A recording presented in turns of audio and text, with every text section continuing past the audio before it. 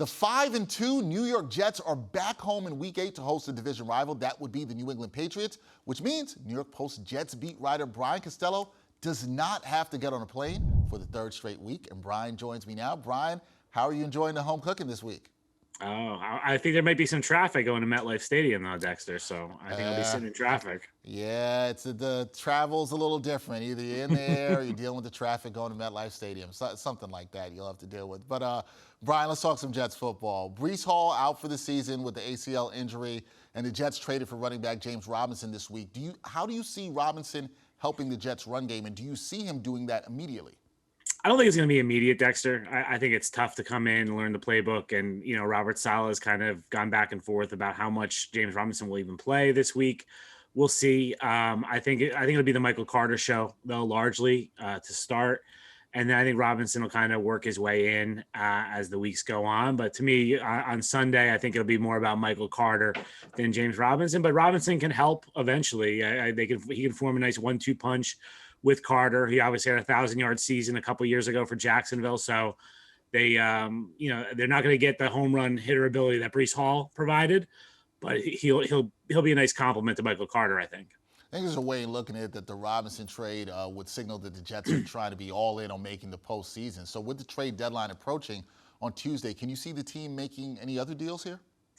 Maybe some minor deals, Dexter. I think maybe a backup offensive lineman, a guard, right? Because you look at Elijah Vera Tucker going down, and he's been playing tackle, and they need a tackle. But to me, they're more thin at guard right now. And if they have an injury there, they're in trouble. So I can see Joe Douglas making maybe a minor move for a guard. I don't think it's going to be splashy. I know people are talking about Laramie Tunsil. I don't see that happening.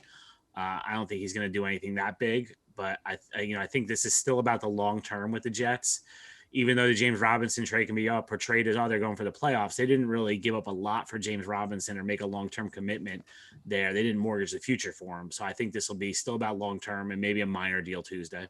Okay, we'll see what happens there on Tuesday. But to this week's game against the Patriots, this is in common position for New England coming into this game. They're 3-4, last place in the AFC East, while the Jets sit in second place. However, the Pats are slight favorites for this game. Do you get the sense that Gang Green is looking at this one as a statement game?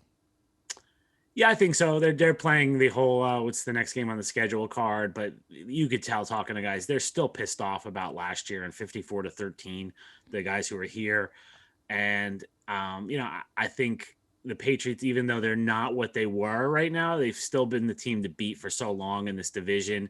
And the Jets haven't beaten them since 2015. So this would definitely be a statement for them if they came out and won this game. And any non-believers that are still out there maybe would believe after this one because it's been so long since they've beaten the Patriots. It has been a long time indeed. We will see if they can get that done on Sunday. Speaking of Sunday, you know what time it is at the end of this with Brian Costello.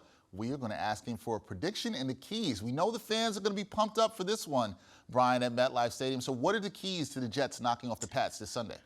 To me, the keys are, can the defense help the offense, right? The offense right now is hurting. Losing Breece Hall, losing Elijah Vera Tucker, Corey Davis isn't playing. That's three pretty big pieces of the offense. So I think this defense really needs to help out the offense, whether that's if they could score some points, that'd be great. If they can just create some turnovers and give the Jets good field position to work with, that would be huge. And then can Zach Wilson carry this team a little bit? Dexter, he's going to have to do more with Breece Hall out. And he hasn't had to do much the last few weeks, but we'll see if he can do that against the Patriots. To me, this is a toss-up game. I think it'll be really, really close. I think the Patriots are going to win on a field goal from Nick Folk at the end, but it wouldn't shock me if it went the other way. And Greg Zuerlein was kicking a field goal to win at the end. I think this will be a close game. I'll be surprised if either team wins big. I was hoping that Brian would pick the Jets. He did not this week. He went with a close I got to stick with it. I got to stick with it, right? Jets fans will get mad at me if I pick the Jets now. Every week I pick them. You know what? You're right, Brian. They would say that you are not on brand. That's what they would say. Yes, I think they say that you're not on brand. But it's fine. You're just giving the picks to how you think the game is going to go. But you gave this one could really go either way, Dexter. I really don't know. Yeah. I have no feel for this one at all because the Patriots are scuffling. But the Jets are hurting a little bit, so it's going to be interesting. It's going to be an interesting one. Week 8 at MetLife Stadium. Jets, Patriots. We'll see how it all goes down. You know who'll be there to cover it? That'll be Brian Costello. Brian, no traveling this week. Avoid the traffic. Thanks, man. Thanks, Dex.